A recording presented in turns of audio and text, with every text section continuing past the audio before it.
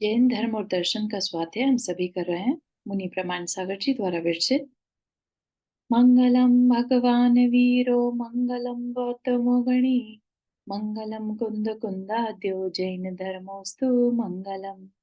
नमो अरिहंताणम नमो सिद्धाणम नमो आयर्याणम नमो उवज्जायाणम नमो लोए सवसाहुणम।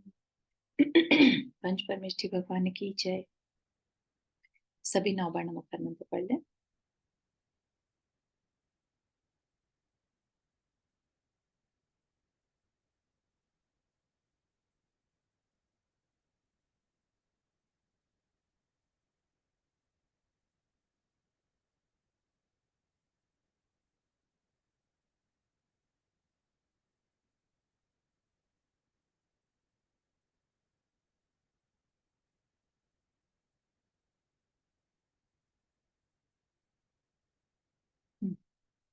तो आज का हमारा जो विषय है इसमें, क्योंकि हम जैनिज्म का बेसिक्स जान रहे हैं, राइट।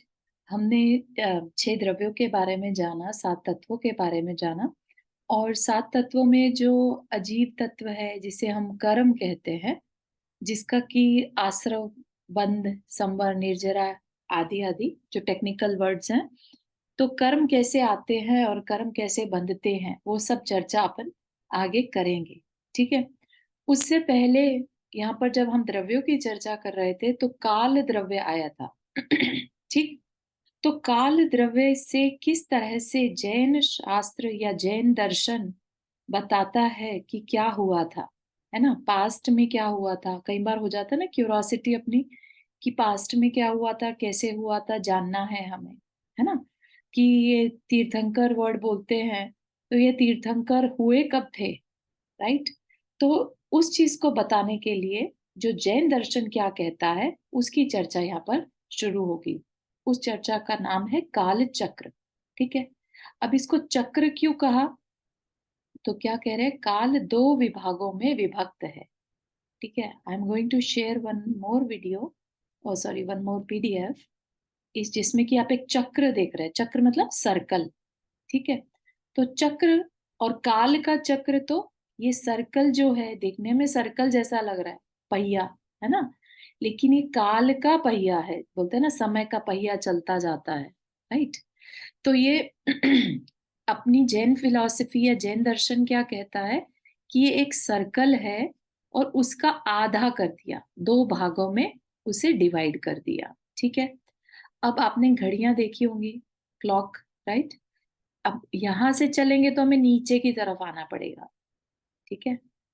ये नीचे की तरफ आए, और अगर इधर की साइड जाए तो ऊपर की तरफ, करेक्ट।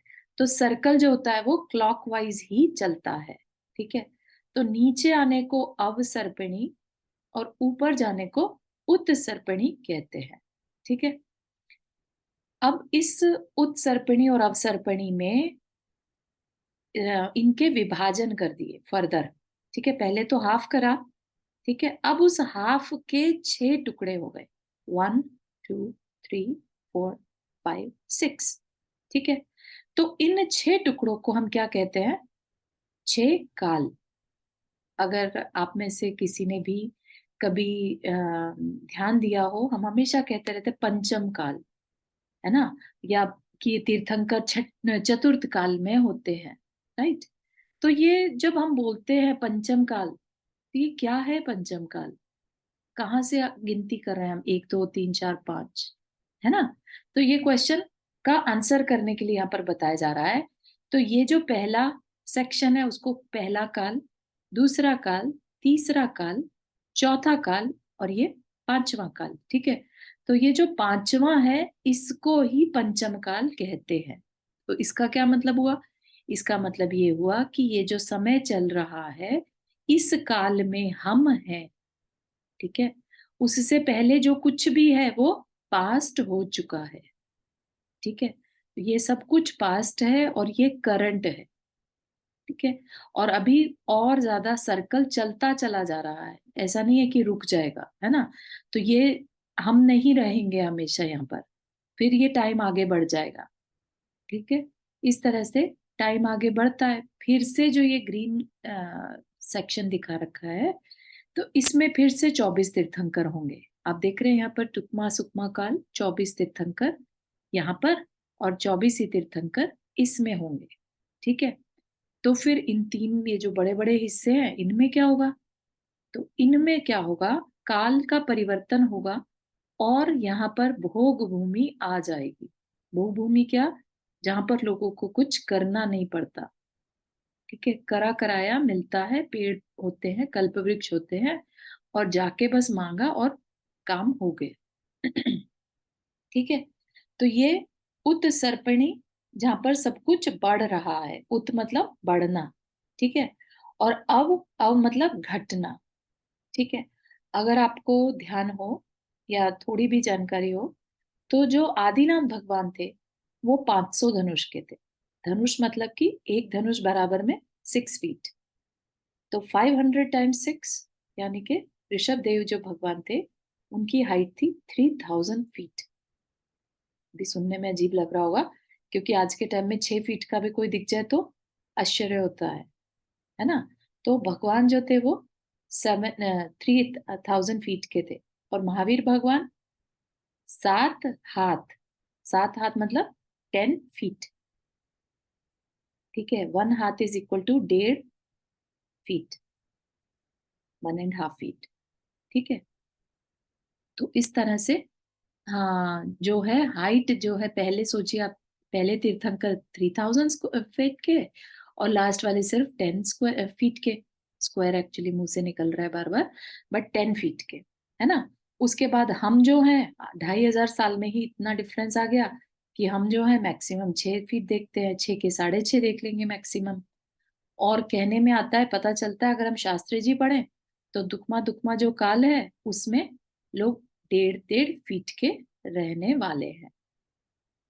ठीक है, तो इतना जो सब कुछ घटता चला जाए वो अवसर्पणी, और सब कुछ बढ़ता चला जाए वो उत्सर्पणी। ठीक है, तो क्या कहा? काल दो भागों में विभक्त है। जिस प्रकार गाड़ी का पहिया ऊपर से नीचे तथा नीचे से ऊपर की ओर घूमता रहता है, जैन दर्शनकारों ने काल को उसी तरह दो विभागों में विभाजित किया है। एक नीचे से ऊपर की ओर आने वाला, अर्थात दुख से सुख की ओर जाने वाला। दूसरा ऊपर से नीचे की ओर जाने वाला, अर्थात सुख से दुख की ओर जाने वाला।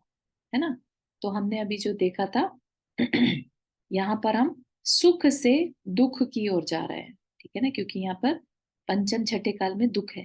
फिर जब हम यहाँ पर आ जाएंगे तो दुख से सुख की ओर। ठीक है ना। फील फ्री, अगर कोई भी क्वेश्चन हो, कोई बात नहीं समझ में आई हो, है ना, जो कोई भी अगर पहली बार क्लास ज्वाइन कर रहे हैं तो प्लीज फील फ्री, कहीं पर भी रोककर पूछ सकते हैं। काल चक्र नीचे से ऊपर बता दिया। ठीक है, तो नीचे से ऊपर आने वाले कालखंड को उत्सर्पिणी काल कहते हैं। क्यों कहते हैं? क्योंकि इसमें बुद्धि, आयु, बल और शरीर की ऊंचाई आदि में क्रम से उत्सर्पण अर्थात वृद्धि होती है। तो लोगों की जो बुद्धि है वो भी बढ़ती है। अभी क्या हो रहा है? महावीर भगवान का जो समय था उससे लेकर और आज के टाइम तक इतना ज्यादा हमारा ब्रेन का डेट्रॉइट हो गया कि हमें बहुत, हमारी मेमोरी बहुत ज्यादा, कह लीजिए कि पावर खत्म होती जा रही है। हमें जल्दी से कुछ याद नहीं रहता। एक बात को हमें कई बार पढ़ना पड़ता है तब जाके हमें समझ में आती है। आयु घट रही है। आयु, अच्छा, ऋषभ देव भगवान के समय पर अनलिमिटेड जिसे कहते हैं ना, इतने इनन्यूमरेबल नंबर्स में आयु थी। 84 लाख पूर्व, 84 पूर्व।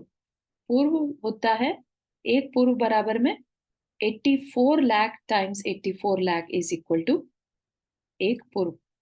ठीक है, तो कितने पूर्व? 84 लाख पूर्व। सोच सकते हैं आप कितने इयर्स बन गए? We can not even count them, है ना। जीरो जीरो लिखते ही थक जाएंगे अपन। ठीक है, तो इतनी एज हुआ करती थी। और फिर महावीर भगवान की एज कितनी थी? 72 ईयर्स ओल्ड। ठीक है ना, तो इतना ज्यादा रिडक्शन हो गया। ठीक है, अब अगला जो उत्सर्पिणी काल आएगा उसमें बढ़ते जाएंगे। उसमें पहले तीर्थंकर जो होंगे उनका माप जो होगा, हाइट जो होगी, आयु सब कुछ जो है वो महावीर भगवान के समय जितना। फिर जो लास्ट तीर्थंकर होंगे उनके, उनका क्या होगा, जितना हमारा ऋषभ देव भगवान, आदिनाथ भगवान का। ठीक है, तो ऑपोजिट चलेगा। ऊपर से नीचे की ओर जाने वाला थाल अवसर्पिणी काल कहलाता है, क्योंकि इसमें आयु, बुद्धि, बल का अवसर्पण यानी ह्रास यानी रिडक्शन, डेप्रिसिएशन होता है। ठीक, अवसर्पिणी तथा उत्सर्पिणी दोनों को मिलाने पर काल चक्र पूरा होता है। ठीक है, चक्र तो हमेशा सर्कल पूरा होगा कब, जब कंप्लीट सर्कल होगा, अदरवाइज तो हाफ सर्कल बोला जाएगा, राइट। तो जो कंप्लीट सर्कल हो गया, तो क्या ये एक ही सर्कल होता है? नहीं, राइट। ये सर्कल खत्म होगा तो इसके बाद एक और सर्कल फिर शुरू हो जाएगा। जैसे मान लीजिए कि ये ऐसे चला, यहाँ तक खत्म हुआ।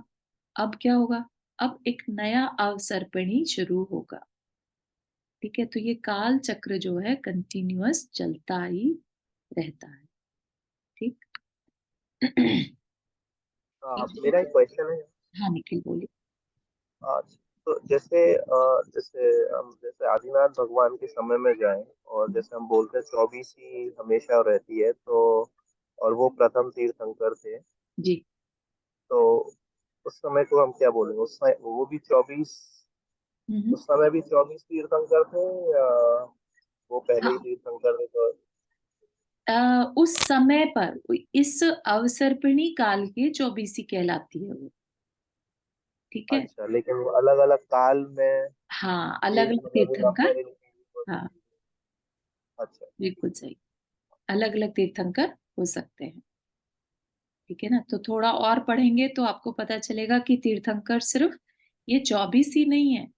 24 तीर्थंकर तो ये जम्बू द्वीप के भरत क्षेत्र के हैं।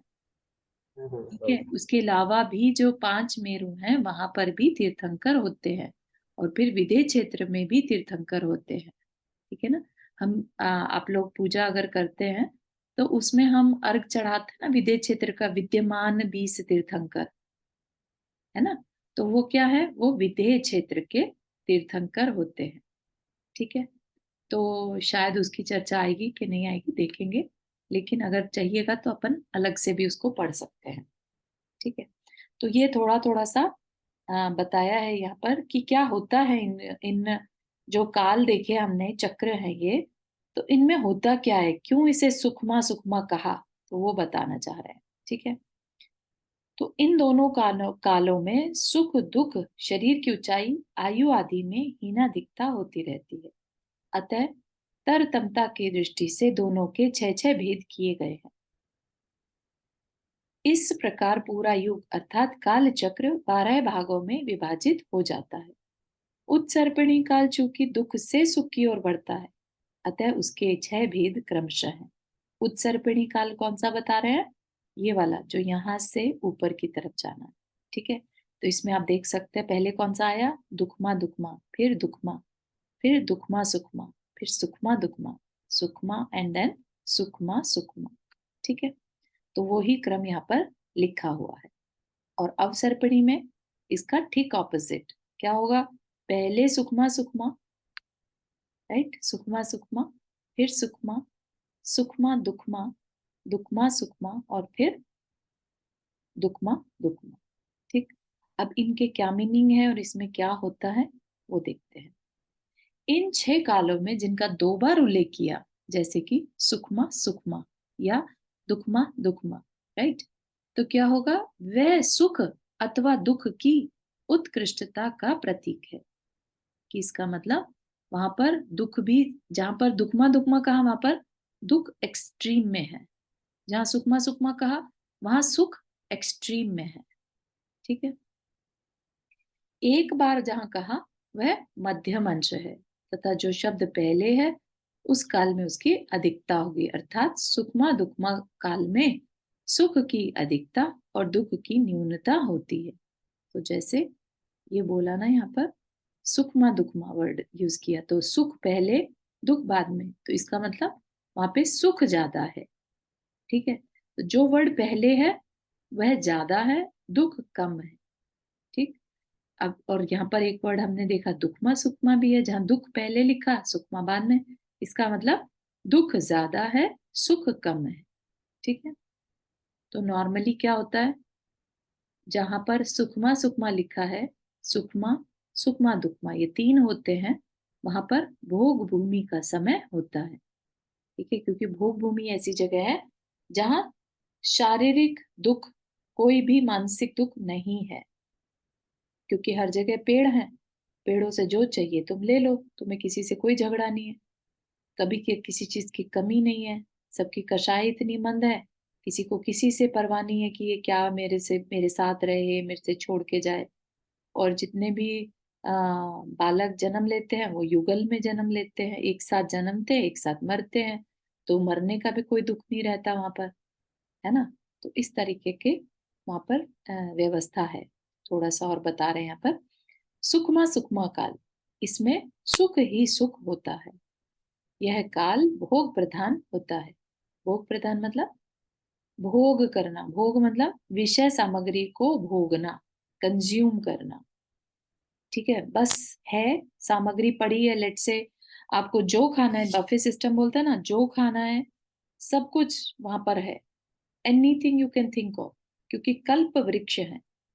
आप जो सोचेंगे, जैसा खाना आप सोचेंगे, जैसे कपड़े आप सोचेंगे, जैसे वाद्य यंत्र आप सोचेंगे, म्यूजिकल इंस्ट्रूमेंट, जैसा घर आप सोचेंगे, सब कुछ आपको पेड़ों से मिल जाएगा। कुछ वो ग्रीन जो यहाँ पर वनस्पति का एक पेड़ होते हैं वैसे नहीं, वो कुछ स्पेशल होते हैं जिसको हम आज की डेट में तो विजुअलाइज भी नहीं कर सकते, लेकिन वो रत्नों के होते हैं। ठीक है, मणियों के, रत्नों के, बेसिकली पृथ्वी कायिक होते हैं। और उनमें ये पावर होती है कि कोई भी कुछ उनके नीचे खड़ा होगा और उनसे रिलेटेड जो उनकी पावर है वो चीज मांगेगा तो वो उसको देंगे ही देंगे। ठीक है, स्त्री ने जाके वहां पर अपने आउटफिट मांगे तो उसको वो मिल जाएगा, जैसे उसके नीचे खड़े हुए, मांगा, और उसके शरीर पर वो वस्त्र आ जाएंगे। ठीक है, तो इस तरह की सुख ही सुख भोग प्रधान होता है। मनुष्य को अपने जीवन निर्वाह के लिए कुछ भी नहीं करना पड़ता, सारी आवश्यकताओं की पूर्ति प्राकृतिक कल्प वृक्षों से होती है। इस काल में नर नारी युगल रूप में जन्म लेते हैं। ठीक है, नर नारी क्यों ये वर्ड यूज किया? हाँ चारू आपने हाथ रेस किया। हाँ जी, अजमीन चारू जी। मुझे ये पूछना था कि जैसे आप बोल रही हैं कि सारी इच्छाएँ पूरी होती हैं, तो इच्छाएँ जैसे भोजन से रिलेटेड जो वो है, तो उसमें हम खाना तो वही खाते हैं जो मतलब प्लांट से आता है या जो भी फ्रूट्स भी, हाँ, तो वो कहाँ से मतलब कैसे वो प्रोड्यूस होता है होती हैं चीज़ें? इसके बारे में भी कुछ है क्या वहाँ पर हम्म, ज्ञान इसका? उसके बारे में कुछ भी नहीं है एक्चुअली, क्योंकि आप सोचिए घर किसी को चाहिए तो आप, घर पेड़ पे तो होता नहीं है, रल रखे हुए हैं, वहां से कोई उठा के ले जा ले, इतने बड़े ऐसे कोई ये नहीं है कि एक शोकेस है वहां पर सब कुछ रखा है, आप अपने हिसाब का उठा के ले जाइए, है ना। वो कुछ अलग ही व्यवस्था है। जैसे अपन कई बार मूवीज में दिखा देते हैं, मैजिकल कुछ होता है ना, अचानक से प्रकट हो गया, है ना। देव जैसे करते हैं ना, देवों ने पूरी की पूरी नगरी बसा दी। ठीक है ना, ऐसे बोलने में आता है। तो वो क्या है, वो भी इसी तरह की कुछ व्यवस्था है। तो ठीक। मतलब हमारे शास्त्रों में इस व्यवस्था के बारे में कुछ भी डिटेल्स नहीं है? अम अगर बड़े कोई शास्त्र में हो तो अलग बात है, अदरवाइज ऐसी कोई चर्चा नहीं है कि वो खाना किधर रखा होता होगा, तो बस ये है कि जिसको जो चाहिए वो पेड़ों से मिल जाता है। ओके, थैंक यू चारू जी। हम्म। और इसमें क्या होता है कि जन्म लेते हैं ट्विंस। ठीक है, और वो ट्विंस क्या है, वो हस्बैंड वाइफ की तरह रहते हैं। ठीक है, तो जो मेल होता है उसको आर्य, और जो फीमेल है उसको आर्या, ऐसे कहते हैं दोनों। तो ट्विंस जन्म लेते हैं, हस्बैंड वाइफ की तरह पूरा टाइम रहते हैं, और जब उनके खुद के ट्विंस होते हैं तो पेरेंट्स राइट अवे सिर्फ पुरुष जम्हा ही लेता है और एक को सिर्फ छींक आती है, ऐसा बस इतना करते और उनका शरीर जो है कपूर की भांति उड़ जाता है। तो वहां पर उन्हें बच्चों को देखना नहीं पड़ता। बच्चे विद इन कुछ टाइम में, विद इन 7 days और 49 days, अपना ही पैर का अंगूठा चूस कर जो है अपना बड़े हो जाते हैं। ठीक है, तो तो कुछ, चारू जी इनका शरीर भी मतलब हमसे अलग होता होगा, है ना? हाँ, इनका शरीर हमसे अलग रहता है। मतलब ऐसा मत समझिए कि देवों वाला शरीर है, शरीर तो अपने ही जैसा है, लेकिन अलग इन द सेंस कि हाँ, उनके शरीर की व्यवस्था अलग रहेगी, नंबर ऑफ बोन्स अलग रह सकती हैं, इस तरह से। Thank you. हाँ, निखिल कुछ कह रहे थे? जी हाँ, तो मैं ये पूछ रहा था कि जैसे मैं ये सही सोच रहा हूँ कि आदिनाथ भगवान पहले काल में रहे होंगे, सुकमा सुकमा। आदिनाथ भगवान जो थे वो सुखमा दुखमा के काल में हुए, थर्ड काल में, थर्ड टुवर्ड्स द काल। एंड। हाँ, जब अच्छा, पहले और चतुर्थ दूसरे काल शुरू में। होने वाला था उससे पहले। अच्छा, तो पहले और मतलब सुकमा सुकमा और सुकमा में कोई तीर्थंकर नहीं थे। करेक्ट, हो ही नहीं सकते, क्योंकि तीर्थंकर कैसे बनते हैं? तीर्थंकर वो बनने के लिए तो तपस्या करनी पड़ती है ना, संयम लेना होता है। तो जो पहले 3 काल हैं, जो ये भोग के काल हैं, उसमें किसी के अंदर भाव नहीं होते कि हम संयम लें। जैसे देवों में नहीं भाव होते ना, ऐसे ही अच्छा। इनमें भी भाव नहीं होते, और ना ये अगर भाव हो भी जाए तो ले नहीं सकते। ठीक है, तो इसलिए इन 3 में जब तक भोग भूमि चल रही है तब तक संयम नहीं ले सकते। तीर्थंकर जो आदिनाथ भगवान का समय है, वो टुवर्ड्स द एंड क्या हुआ था, एक वर्ड यूज होता है, हुंड अवसर्पणी। ठीक है, तो कुछ घटनाएं इस अवसर्पणी काल में थोड़ी डिफरेंट हुई, जिसकी वजह से ऋषभ देव भगवान जो है थर्ड काल में ही, तीसरे काल जो कि भोग भूमि का काल है, तो ये कह लीजिए कि कर्म भूमि जो है थोड़ा जल्दी स्टार्ट हो गई। ठीक, जिसकी वजह से इवन दो तीसरा काल भोग भूमि का काल होता है, ऋषभ देव भगवान तीसरे काल में ही पैदा हो गए, उन्हें होना था चतुर्थ काल में। ठीक है, चतुर्थ काल कर्म भूमि का काल है, जिसमें कर्म यानी पुरुषार्थ किया जा सकता है। ठीक है,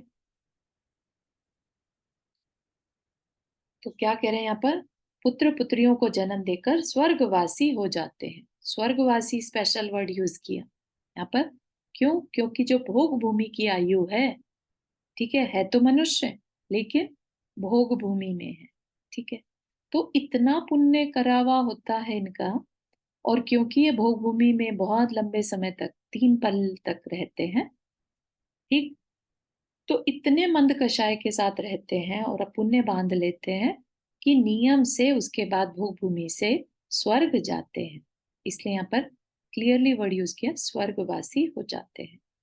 ठीक है, इनकी आयु एवं शरीर की ऊंचाई काफी अधिक रहती है। ठीक,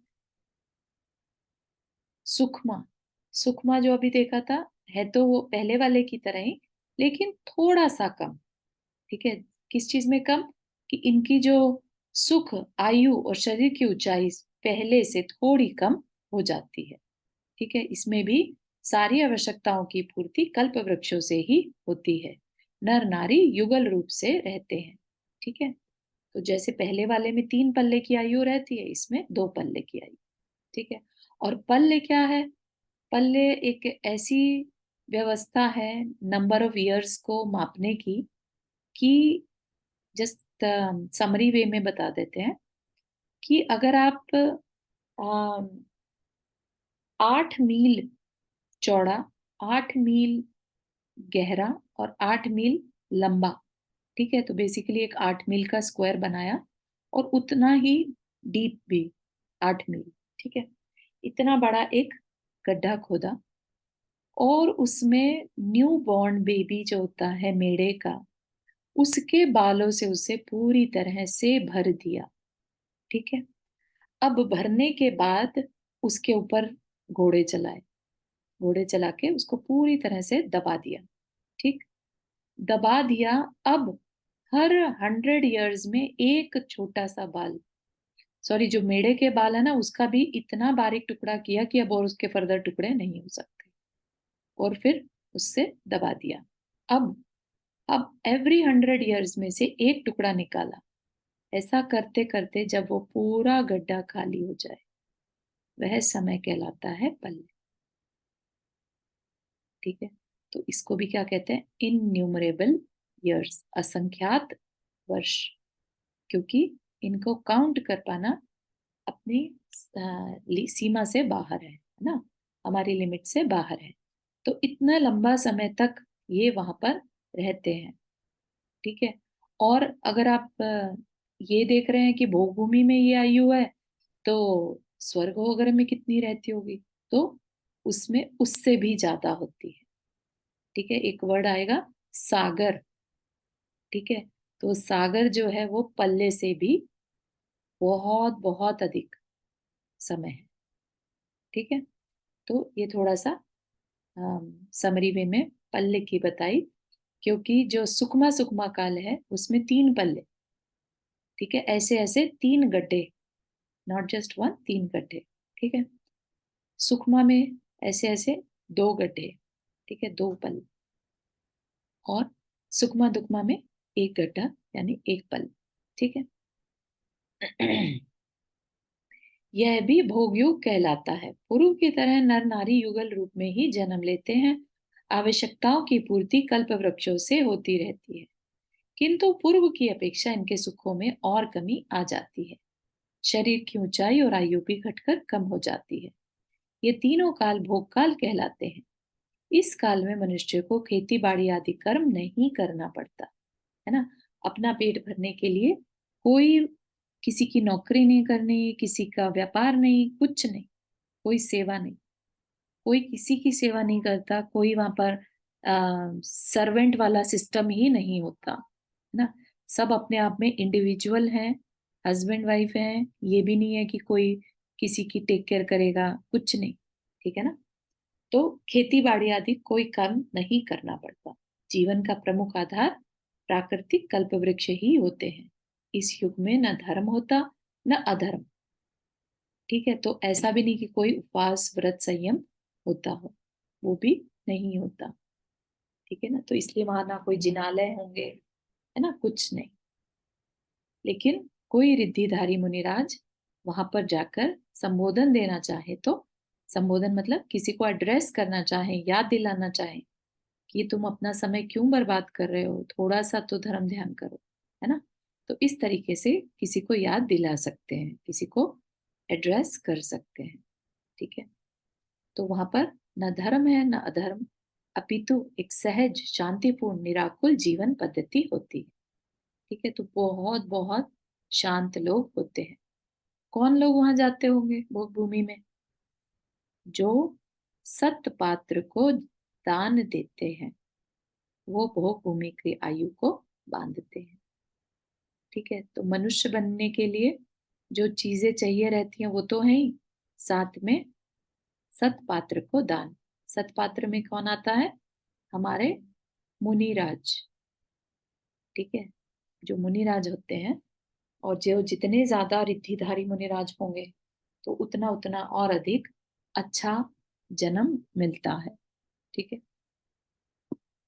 अब जो चौथा काल है दुखमा सुखमा, उसमें क्या होता है? इस युग से कर्म युग प्रारंभ हो जाता है।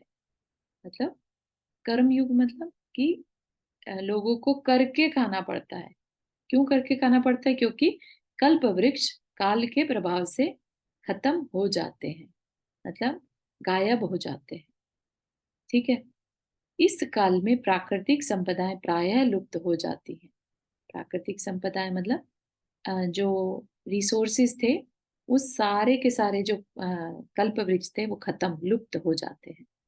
मनुष्य को अपनी आवश्यकताओं की पूर्ति जीवन निर्वाह के लिए खेती आदि कर्म करने पड़ते हैं। नर नारी अब युगल रूप में जन्म नहीं लेते, न ही कल्प वृक्षों से आवश्यकताओं की पूर्ति हो पाती है। इस हेतु मनुष्य को प्रयास करना पड़ता है। इसी काल से विवाह आदि कार्य प्रारंभ हो जाता है। ठीक है, क्योंकि उससे पहले क्या देखा था हमने, क्या व्यवस्था थी कि पति पत्नी साथ में जन्म ले रहे हैं, स्त्री पुरुष, वो ही एज अ पति पत्नी रहते हैं, तो कोई विवाह की व्यवस्था नहीं है। ठीक है। अब क्या हुआ, ऐसी जो व्यवस्था पहले थी भोग भूमि वाली वो खत्म हो गई, है ना। अब माता पिता का मरण भी एकदम से नहीं होता, जब तक बच्चा बड़ा हो जाए, अपना जो भी एज उसकी देखना करना, विवाह कराना, वो सब होने लगा, है ना। तो अब बच्चा बड़ा होगा तो उसका विवाह भी करना है ना। तो एक सामाजिक व्यवस्था बनने लगी, है ना, सोसाइटी जिसे कहते हैं। ठीक। यद्यपि कर्म करने से कुछ कष्ट होता है, फिर भी अल्प परिश्रम से ही अधिक फल की प्राप्ति होने लगती है, क्योंकि ये कौन सा काल है, सुखमा दुखमा सुखमा, दुख ज्यादा है सुख कम। कैसे सुख कम है, भोग भूमि वाले, राइट। और कैसे दुख है, काम करके खाना है, लेकिन फिर भी दुखमा से अच्छा है। क्यों, क्योंकि थोड़ा सा भी कष्ट किया, थोड़ा सा भी पुरुषार्थ किया तो फल ज्यादा मिलता है। ठीक है। इसी काल में क्रमशः 24 तीर्थंकर जन्म लेकर धर्म तीर्थ का प्रवर्तन करते हैं। मनुष्य में धार्मिक बुद्धि उपजती है। जब तक आदिनाथ भगवान को वैराग्य नहीं हुआ, तब तक समझिए कि वहां पर धर्म का नामो निशान नहीं था, किसी को धर्म के बारे में नहीं पता था। ठीक है ना। फिर भगवान बनते हैं और फिर वो संबोधन देते हैं, सब बताते हैं कि कैसे धर्म करना। ठीक है ना। तो मनुष्य में धार्मिक बुद्धि उपजती है। उपजना मतलब प्रोड्यूस होना, जन्म लेना। ठीक है। धर्म का आराधन कर वे मोक्ष भी प्राप्त कर सकते हैं। इस काल से ही नर से नारायण बनने की प्रक्रिया प्रारंभ हो जाती है। इसीलिए फोर्थ काल जो है सबसे अच्छा मानते हैं, क्योंकि पहले 3 काल क्या थे, भोग भूमि के काल। ज्यादा से ज्यादा स्वर्ग चले जाएंगे। स्वर्ग जाएंगे तो कोई जरूरी नहीं है कि आगे चल के फिर हम मनुष्य ही बने, है ना, हो सकता है हम तिर्यंश भी बन जाए। लेकिन इस काल में अगर है, चतुर्थ काल में, और किसी का अच्छा सानिध्य मिल जाए और मन बना ले हम कि हमें अपना कल्याण करना है, तो हम चतुर्थ काल में बहुत आराम से कर सकते हैं। ठीक है। दुख की अधिकता और सुख की अल्पता होने से यह काल दुखमा सुखमा कहलाता है। फिर आता है दुखमा काल यानी पंचम काल, जो कि अभी चल रहा है। कब से चला, महावीर भगवान के 3 वर्ष 8.5 महीने जब बीत गए, ठीक है, उसके बाद ये स्टार्ट हुआ। ठीक।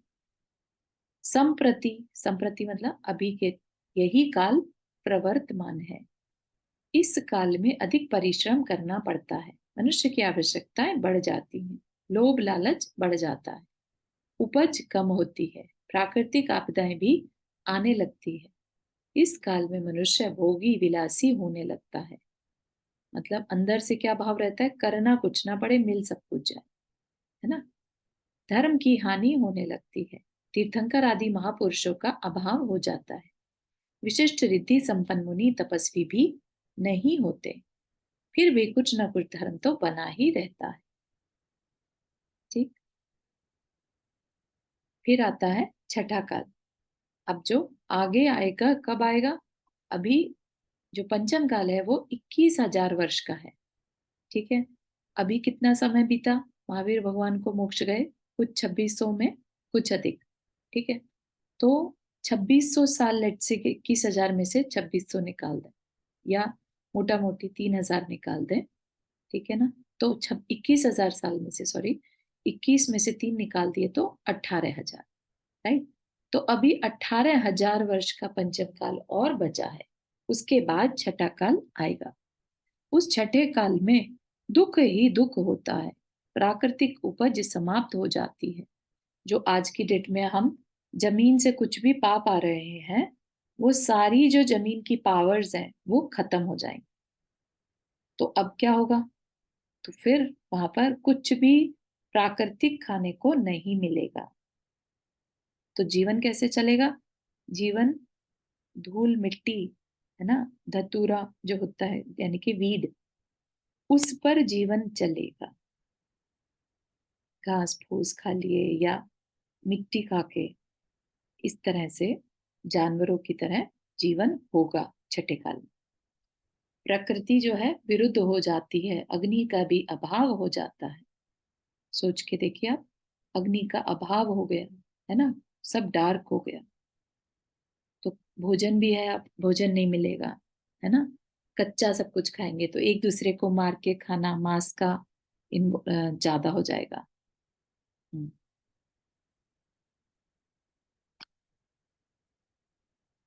परिणामतः मनुष्यों की प्रवृत्ति अमानुषिक हो जाती है, अमानुष जैसा वो बिहेव करने लगते हैं, जिसको कहते हैं ना इनह्यूमन, है ना। तो जीते जागते मनुष्य को मार के, एक दूसरे को मार के खाना शुरू करते हैं।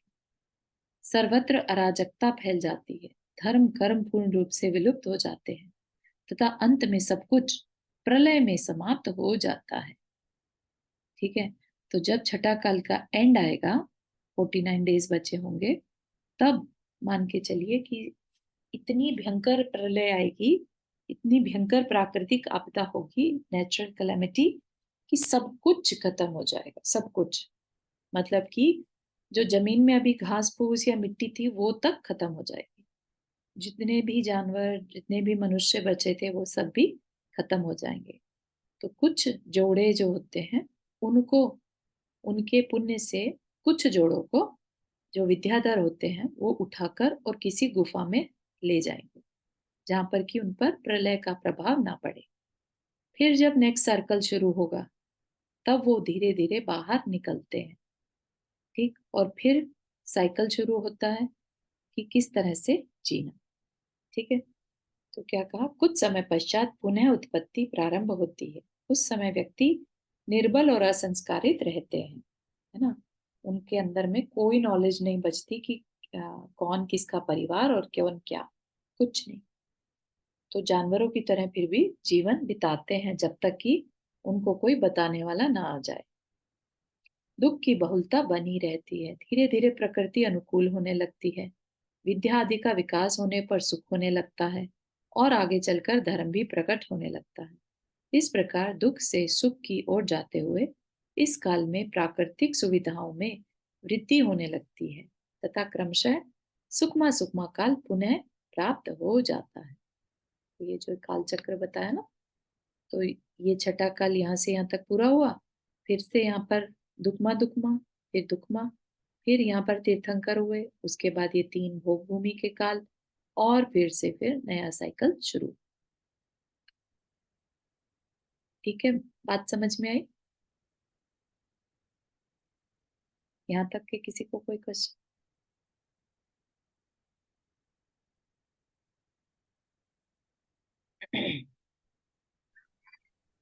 हाँ। हाँ तो चारू जी, जी। तो जैसे हम सुनते आए हैं कि मसीह मसीह कृषि का ज्ञान हमें इस काल में आदिनाथ भगवान से हुआ। जी। तो अभी अब हम जब उत्तरार्पणी काल में जाते हैं तो ये सब ज्ञान कब और कैसे आता है? हाँ, तो क्या होगा, जब यहाँ तक आते आते तो सब कुछ नष्ट हो गया है ना, कुछ जोड़े उठाकर विद्याधरों ने गुफाओं में रख दिए। ठीक है, फिर जब ये यहाँ से शुरू हुआ, तो वो जोड़े जो हैं वो बाहर आएंगे। ठीक है, धीरे धीरे फिर से संख्या बढ़ेगी। 21,000 साल का ये दुखमा दुखमा, जिसमें अभी कुछ नहीं है खाने को, लोग अभी भी जानवरों की तरह ही रह रहे हैं। ठीक है, फिर दुखमा काल शुरू होगा। ठीक है, जिसमें अब जमीन में थोड़ी पावर अपने आप बढ़ने लगी। ठीक है, तो वो पावर बढ़ते बढ़ते, और फिर जब 1,000 साल बचेगा दुखमा का, उस समय पर 14 कुलकर जन्म लेंगे, एक के बाद एक। ठीक है, तो ऐसे ही सिमिलर 14 कुलकर्णों ने यहाँ पर भी जन्म लिया था। जब भी आ, कर्म भूमि का स्टार्ट होगा, तो कुलकर जन्म लेते हैं। ठीक है, तो यहाँ पर भी ये जो कह लीजिए दुखमा सुखमा काल है, जब इसका स्टार्ट होना है, ठीक है, तो उससे पहले कुलकर जन्म लेते हैं। कुलकर भी मनुष्य ही होते हैं, लेकिन पास्ट के किसी पुण्य के कारण उनके अंदर दूसरे को लीड करने की क्वालिटी होती है। सोसाइटी बनाने की, सिखाने की, अग्नि फिर से जलाने की, घर कैसे बनेंगे, ये सब चीजें उनसे उन उन वो ही सिखाते हैं। ठीक है, 14 कुल। तो वो फिर से कृषि करना, अब इस बार ऋषभदेव नहीं सिखाएंगे, या इस बार पहले तीर्थंकर जो है वो नहीं सिखाएंगे, उससे पहले ही जो है कुलकर जो होंगे वो ही कृषि करना, क्योंकि भोजन पका के खाने के लिए कृषि करना जरूरी है ना। खाना तो तभी बनेगा ना जब अनाज होगा। ठीक है ना, तो वो सारा काम जो है वो कुलकर सिखाएंगे। ठीक है। चारू, आपने हाथ रेस किया। हाँ चारू जी, मैं ये पूछ रही थी कि जैसे हम अभी तो जितनी हमने बात करी वो मनुष्यों के बारे में करी, जैसे जहां तक मुझे ध्यान है, आई एम नॉट श्योर, हम्म। जो भोग भूमि होती है उसमें जो जीव होते हैं वो भी अच्छे उसके होते हैं, मतलब अ, जैसे शेर वगैरह ये सब नहीं होते हैं। तो बाद में जब छठम काल शुरू होता है तब जीवों में क्या चेंज, मतलब जो बाकी जो जानवर होते हैं उनमें क्या चेंज आता है, मतलब वो रहते हैं या फिर वो भी नहीं हाँ, रहते? वो रहते हैं, लेकिन जैसे पालतू पशु है ना वो नहीं रहेंगे। कौन से रहेंगे? क्रूर। क्योंकि कैसा समय है एक दूसरे को मार के खाने का। जो हिरन जानवर है या घोड़ा है जो दूसरे को मारते नहीं, उनको तो ऑलरेडी मार के खा चुके होंगे ना सब। ठीक है ना, तो इस तरह के जो क्रूर जानवर हैं, फिर जिनसे बच के रहने के लिए उनको अपनी प्रोटेक्शन करेंगे जैसे तैसे भी, लेकिन सिर्फ क्रूर जानवर बचेंगे। दुखमा दुखमा काल में ऐसी व्यवस्था रहेगी। अच्छा, क्योंकि मनुष्य भी उन जानवरों को मतलब मार के। हाँ, बिल्कुल बिल्कुल, उनको मार के उनका कच्चा मांस खाएगा, क्योंकि अग्नि खत्म हो चुकी हो। ओके, है ना, थैंक तो यू। अपन देखते हैं ना, आदि पुरुष या केव मैन जैसे होते हैं, राइट, वैसी व्यवस्था बन जाएगी। मतलब काफी हद तक नरक जैसा ही वो रहता है। हाँ, बिल्कुल बिल्कुल नरक जैसा ही है, सिर्फ शरीर नहीं बदल सकते, या मरना चाहे तो मर सकते हैं, लेकिन नरक में तो जैसे मरना भी चाहे तो मर नहीं सकते। ठीक है ना। Thank you charge. Sudha ji, आपने हाथ रेस किया। या जय जी। ये कुलकरों का जन्म कैसे होता है? जो क्रूर लोग होते हैं तो कुलकर तो जो थोड़े अच्छे होते हैं ना, तो क्रूर लोगों में ये कुलकरों का जन्म कैसे होता है? हाँ, क्रूर होंगे कि नहीं ये ऐसा पूरी तरह से नहीं मान सकते, क्योंकि ऑलमोस्ट पंचम काल का एंड आ रहा है ना। और किसका हम्म शुरुआत हो रहा है? दुखमा सुखमा काल की शुरुआत हो रही है। तो बहुत मेजर चेंज तब तक आ चुका होगा व्यवस्था में। ठीक है ना, हम्म, तो इसलिए वो क्रूर नहीं रहेंगे। क्रूर होंगे तो फिर सोसाइटी कैसे बनाने की सिखाएंगे? हाँ ये तो है ना, राइट। तो उनके भाव अच्छे होंगे, वो अच्छे कर्म करके आए हुए लोग होंगे। कुछ सिलेक्टेड लोग होते हैं, सब नहीं बनते ऐसे। 14 लोग ही ऐसे होते हैं, 14 कुलकर। है ना, तो वो हम्म और एक कुलकर के घर ही दूसरा कुलकर जन्म लेता है। ठीक है, तो ओके। वो कोई एक फैमिली होगी ऐसी जो बहुत अच्छे भाव वाली है। ठीक है। या थैंक यू। ठीक है, तो ये व्यवस्था थी काल चक्र की, जो कि काल के कारण चलती है, काल द्रव्य के कारण। ठीक, इस प्रकार यह काल चक्र कभी सुख से दुखी और तथा कभी दुख से सुखी और निरंतर चलता घूमता रहता है। इस काल चक्र के व्यू में फंसे समस्त जीव निरंतर काल के गाल में समाते रहते हैं। वर्तमान काल दुख की ओर यात्रा का काल है। धर्म के आश्रय से ही इस काल चक्र के प्रभाव से ऊपर उठा जा सकता है। काल चक्र का प्रभाव क्या है? कि हम इसी काल के चक्र में घूमते रहेंगे। है ना, तो हमें इससे ऊपर उठना है तो क्या करना पड़ेगा? ऐसा कुछ काम करना पड़ेगा कि फिर इन चक्र में जन्म ही ना लेना पड़े। ठीक है ना, विच मीन्स हम जन्म मरण के चक्र से बाहर आए। ठीक है, तो ये तो थी व्यवस्था हमने जो देखी, है ना, काल की व्यवस्था। और ये जो अभी हम जानकारी ले रहे थे, ये इस ब्लू जो लाइन दिख रही है, छोटा सा लाइन है ना, बॉक्स बना हुआ है, मध्य लोक, ये उसके जम्बू द्वीप की चर्चा थी। ठीक है, तो ये जो आप देख रहे हैं ना, वो जो छोटा सा ब्लू थिंग, तो यहाँ पर थोड़ा और बड़ा करके दिखाया है, ठीक है, ऐसे सर्कल सर्कल रहते हैं। तो जो सर्कल्स है ना, ये क्या है, द्वीप, द्वीप है, फिर समुद्र, फिर द्वीप, फिर समुद्र, फिर द्वीप, फिर समुद्र, ऐसे असंख्यात द्वीप और असंख्यात समुद्र उस छोटी सी मध्यलोक में होते हैं, ठीक है।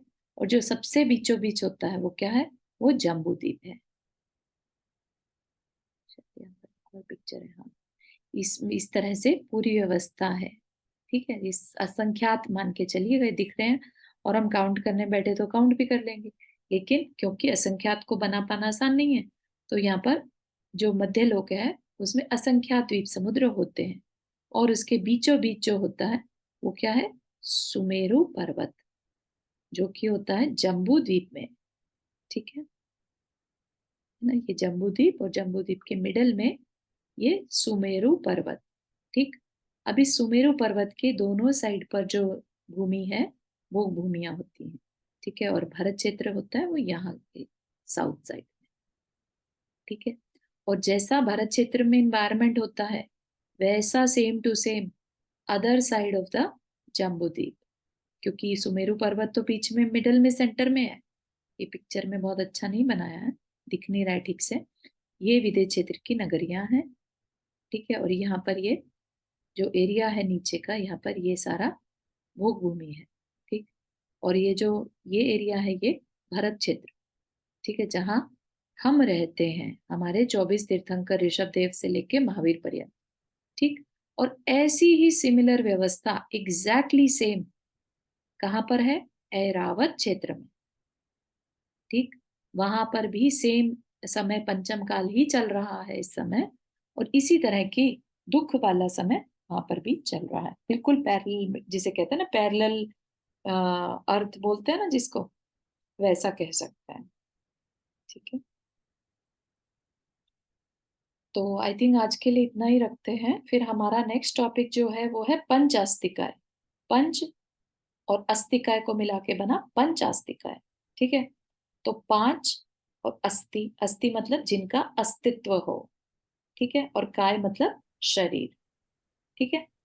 तो इनके बारे में पढ़ेंगे, हालांकि हमने ऑलरेडी पढ़ लिया है, उसी में से ये जानकारी निकलेगी, तो कुछ बड़ी बात नहीं है, इसमें टेंशन नहीं। उसके बाद क्या है, फिर हमारी कर्म बंध की प्रक्रिया शुरू होगी, कैसे हम कर्मों को आश्रव करते हैं, आश्रव मतलब अपने तक बुलाते हैं, और किस तरह से उनको बंद करते हैं, ठीक है। फिर उनकी प्रकृति, प्रदेश, स्थिति, अनुभाव, कर्म की नेचर क्या है, ठीक है, उसके बारे में डिस्कशन होगा।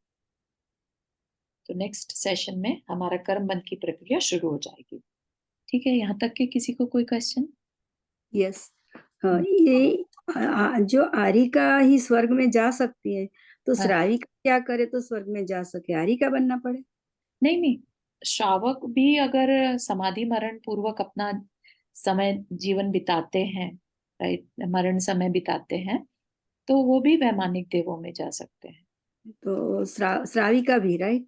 श्राविका भी, यस। श्राविका तो किसे कहेंगे, जिनने व्रत ले लिए, प्रतिमाएं ले ली, है ना, वो राइट, श्राविका कहलाती है, ओके ओके, राइट। ठीक है। तो डेफिनेटली जा सकते हैं। हम्म, अगर सम्यक ठीक। दर्शन हो जाएगा तो स्त्री पर्याय को भी छेद सकती हैं, नहीं तो फिर या पता चला स्वर्ग में जाकर भी देवी बन गई, है ना। तो राइट, ये सम्यक दर्शन पर अपने को ज्यादा फोकस करना है, या ठीक है। Thank you. श्योर। और किसी को कोई क्वेश्चन?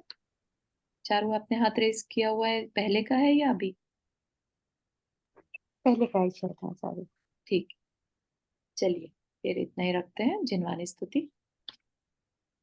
जावाणी के ज्ञान से सूझे लोकालो, सो वाणी मस्तक धरो सदा देत बुधो, ये जिनवानी आरती तो ही जपो दिन रात, जो तेरा शरण मान गए सो पावे सुख चैन।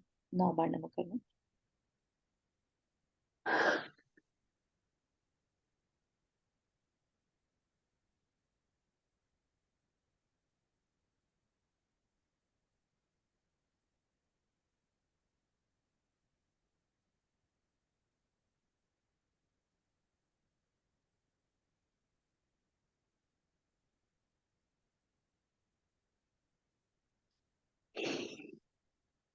सभी को ये समय ठीक रहा?